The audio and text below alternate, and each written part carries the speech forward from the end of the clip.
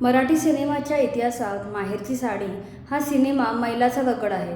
1991 साली आलेल्या या सिनेमाने कमाईचे सारे रेकॉर्ड तोडून टाकले. प्रभात टॉकीजमध्ये हा सिनेमा तब्बल 2 वर्ष चालत होता. अवघ्या 25 लाखात बनलेल्या या सिनेमाने 1991 साली 12 करोड रुपये कमवले होते. हा सिनेमा रिलीज होऊन आज 33 वर्ष उलटली.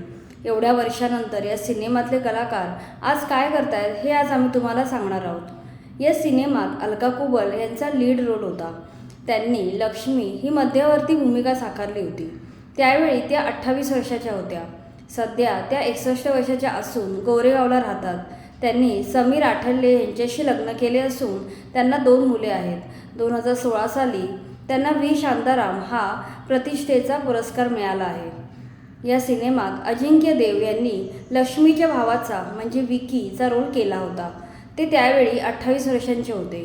त्यांनी मराठी व हिंदी चित्रपटातून व दूरचित्रवाणी मालिकांमधून अभिनय केला आहे. मराठी अभिनेता रमेश देव त्याचे वडील असून अभिनेत्री सीमा देव त्यांची आई आहे. आज त्यांचे वय 61 आहे. त्यांच्या पत्नीचे नाव आरती देव असून त्यांना आर्या आणि तान्या नावाच्या 2 मुली आहेत. या सिनेमात रमेश भाटकर यांनी लक्ष्मीच्या नवऱ्याचा रोल केला होता. ते त्यावेळी 42 वर्षांचे होते. त्यांचे 2019मध्ये 69व्या वर्षी निधन झाले. आपल्या कारकिर्दीत त्यांनी जवळपास 30हून अधिक मालिकांमध्ये आणि 50हून अधिक नाटकांमध्ये अभिनय केला होता. आज त्यांच्या पश्चात पत्नी मृदुला भाटकर आणि मुलगा हर्षवर्धन भाटकर आहेत. या सिनेमात विजय चव्हाण यांनी शेजाऱ्याचा रोल केला होता. त्यावेळी ते 36 वर्षांचे होते. त्यांचा 2018 साली मृत्यू झाला. त्यावेळी ते 63 वर्षाचे होते. विजय चव्हाण हे मराठी रंगभूमीवरचे कलाकार आहेत. त्यांनी अनेक नाटकात आणि चित्रपटात काम केलेले असून प्रल्हाद केशवात्रे यांनी लिहिलेल्या मोरूची मावशी या नाटकातील मावशीच्या स्त्री भूमिकेसाठी ते विशेष ओळखले जातात. विक्रम गोखले यांनी या चित्रपटात यशवंत म्हणजे लक्ष्मीच्या वडिलांचे काम केले होते. त्यावेळी ते 46 वर्षांचे होते. 2022 रोजी वयाच्या 77व्या वर्षी त्यांचे निधन झाले. अनेक हिंदी आणि मराठी सिनेमांमध्ये त्यांनी काम केले आहे.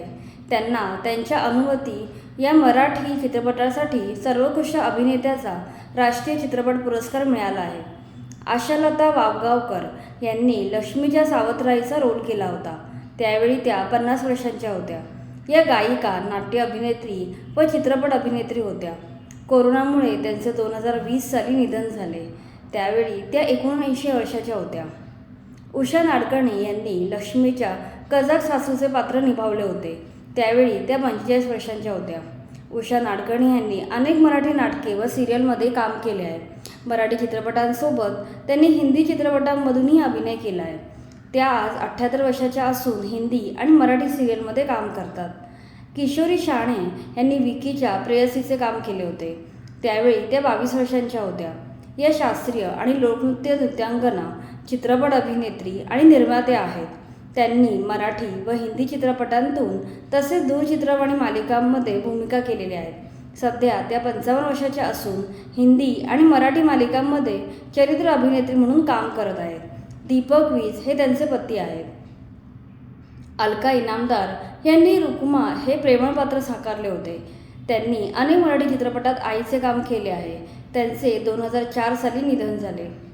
जयश्री गडकर यांनी माहेरची साडी या चित्रपटात लक्ष्मीच्या आईचे पात्र साकारले होते. त्यावेळी त्या 49 वर्षाच्या होत्या. त्यांनी अनेक मराठी चित्रपट गाजवले आहेत.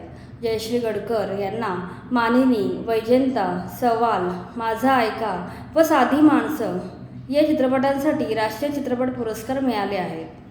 त्यांचे ऑगस्ट 2008 रोजी मुंबईत हृदयविकाराने निधन झाले. त्यावेळी त्या 66 वर्षांच्या होत्या. ज्येष्ठ अभिनेते बाळधुरी हे त्यांचे पती आहेत. तर हे होते माहेरची साडी या चित्रपटातील कलाकार. व्हिडिओ आवडला असेल तर लाईक करा आणि अशाच मराठी चित्रपटांविषयीच्या माहितीपूर्ण व्हिडिओसाठी आमच्या चॅनलला सबस्क्राईब करा.